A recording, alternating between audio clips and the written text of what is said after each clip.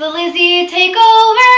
It only happens once a year because I only read one book a year. Sorry for the horrible, cringy little jingle, but I wanted to sing it instead of say it. The last video you guys have seen on this channel of me is in the 5th wave, which I am with my sister. So I'm back with another book talk all by myself.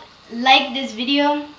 Please like this video down below if you want to see me do more videos on this channel, because then it'll encourage my sister so that every time I read a book I can make a video about it, instead of like if I would read a book and then have to wait. You know, it's just like whenever I read the book and finish the book, I can make a video, talk about it, and send it out instead of having like literally only once a year. The book that I'm going to be talking about is called No Escape. Very different book than what people here on this channel are used to seeing.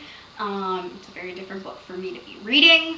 My sister usually reads like apocalyptic books that don't have a lot of violence or realism to them. This book is very realistic. Escape follows a teenage runaway and her rape case. Runaway, she's running away from strict parents, you know. She wants to become a singer, not an actor, I was gonna say actor, but she wants to become a singer. Apparently she's really good.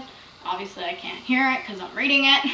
Anyway, she runs away to become a singer to LA, where she meets this guy who says you can introduce them to people, and sooner or later she finds out that, you know, this isn't the case. He wants her for something else, which is gets raped by a very famous football player. She kind of, you know, runs away, and this detective finds her.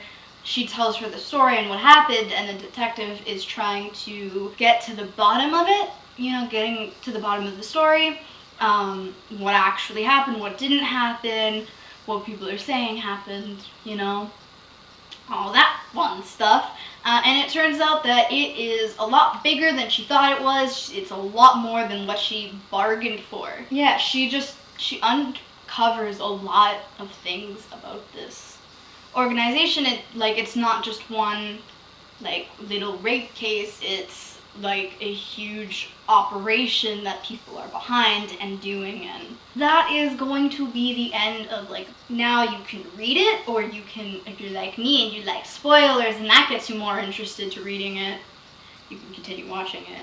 But I do suggest people reading this book. This book is a really good book. Like, I don't think if I like, it's like fate brought me to this book. It's not like I went to the library or I went to like a bookstore and got this book. I was just on for a walk and someone had this in a box on the side of the road, and they were just a whole bunch of books. And no one picked up this book, and I think there was like 5 other books that were in this box, and I just took it and I was like, hey, I'm interested in this. The cover looks interesting to me. It's called No Escape. Read the back of it. I'm like, ooh, intriguing. Let me read it. And it's an awesome book. So let's get into the first character, which is Kelly Martin. She's the first perspective that you see it. It's in different perspectives throughout the entire book. The main one is really the detective's perspective, but Kelly Martin is one of the, I think like the first chapter or whatever, first 2 chapters that she's the perspective. So it starts off like literally 20 minutes after she was raped. She's in the car with Sledge Alkins, which is the football player that raped her. She runs away from him. She tries to get away from everything, and the detective finds her. I'm just going to call her Detective because I can't really remember her name right now. I know someone calls her Swiss. Maybe I should call her Swiss because that's her nickname in the book. Anyway, I'm going to call her Detective Swiss. Okay, so Detective Swiss finds Kelly Martin. She's in the park. She was walking her dog. She is really intrigued into this case. She's like, wow, this happened. Great, I gotta investigate it. And I'm taking it all on. She then goes to a the Detective Swiss, ends up going to a guy named Luke Novatic, which is a private investigator, and he's able to cut corners, basically. He's able to go around, like, the system. He's able to get stuff undercover, low-key, you know, without, like, raising any flags. So he basically just has more arm movement, you know? He's like, he can get things done faster because he's not with the system that she's with. It is also in Luke Novatic's perspective. He owns the Novatic private investigator company. He has you know, people working for him. He isn't really interested in the case in the beginning. He gets interested in it, like get a part of the become a part of the case, and that's because of the Detective Swiss's father, where he discovers that his daughter is part of this case and she needs some help. So he's like, Luke Novatic, help her out with this case. I will pay you. He is helping her, the Detective Swiss. He's the one who calls her Swiss. So Luke Novatic cuts corners. He basically gets the investigation going, and he uncovers a whole bunch of stuff that's, you know, he uncovers all this stuff, and he realizes, or they realize together with the information that he got, that it is a much bigger organization, that everything is pretty much connected, you know, everything is becoming connected, and she's connected to Sledge Alkins. There's a guy named Jerry, which is the guy that she met, you know, Kelly met, saying that he would be able to introduce her to people to become a singer. And then there is Ricky. Ricky is basically the head. He owns the Club Red, which is where everything is basically going down in. He is also working with a mafia family. He is also another person that you get the perspective of, you know, being in the club. So he's working with a mafia family as well, and he just basically has really big charges. He owns Club Red. All this stuff is happening in Club Red, or some way, somehow connected to Club Red. Jerry is one of his guys to get girls into the door for him. Sledge Alkins is the, you know, he's a client. Let's call him a customer for Ricky.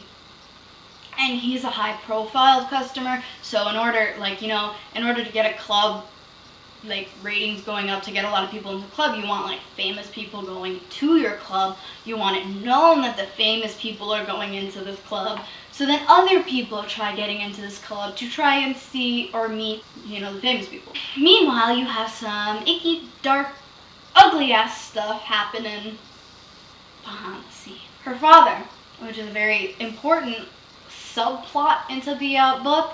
She has a very complicated relationship with him, if you could even call it that. With him, they barely talk. They don't talk, they fight. Kelly Martin, she runs away from strict parents. Anyway, this book is a really, really good book. I think my favorite part of this entire book is essentially just the whole storyline. Like, let's be honest, the whole storyline is very intriguing. If you are the type of person to be intrigued, you know, by a detective investigation book. I think my favorite scene out of all of this, Kelly Martin, Jerry, and Ricky in Ricky's office at Club Red, and Jerry basically tells Kelly that if she doesn't cooperate with them, that they are going to go after her little brother and, you know, make him do all the stuff that they want her to do. And obviously, being the protective sister, she's like, hell no, I'll cooperate, whatever. Me, on the other hand, when I read that, I was like, yeah, do that to my little brother, huh? Do it. I dare you. Then you lose your leverage. Then you lose your leverage. Anyway, so, like, Kelly is just seen as, like, a scared child, a scared kid, which is completely and totally understandable to be. To be honest, I would be that scared little kid, too. Who wouldn't? Luke Novatic and the detective's relationship switch. It's quite interesting. They're adults, so it's fine. It's whatever. But they're mixing, you know, their jobs with the relationship jobs with, like, doesn't seem like a very good idea, but it does turn out to be a good idea, you know? It's a very happy ending for all of them. Except for, you know, the bad guys, which, yes, justice is served. This stuff does happen. And it doesn't always end well. You know, the people who were responsible don't always get what they're supposed to. And it's quite sad. But in the end of this book, it does happen, so hooray!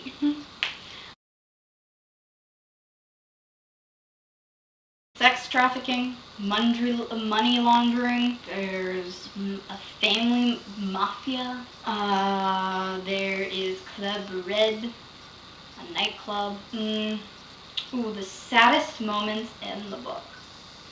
The saddest moment has to be when the basically father figure to the detective gets murdered. So there's a completely different case there. He ends up getting killed, and it is so sad. But it's kind of like he gets killed, but then it just kind of sparks the entire end of it.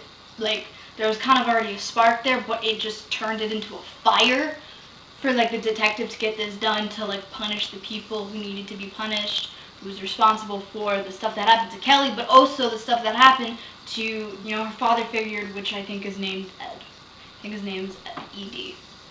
I'm gonna end this here. I hope you guys liked this little book talk, or my version of a book talk. Don't forget to subscribe and like this video if you want to see, you know, me in more book talky videos, or like. Don't forget to like this video and subscribe to A Book Medic, which is my lovely sister. Watch the last video that I was in, The Fifth Wave, and don't forget to watch the last video my sister made.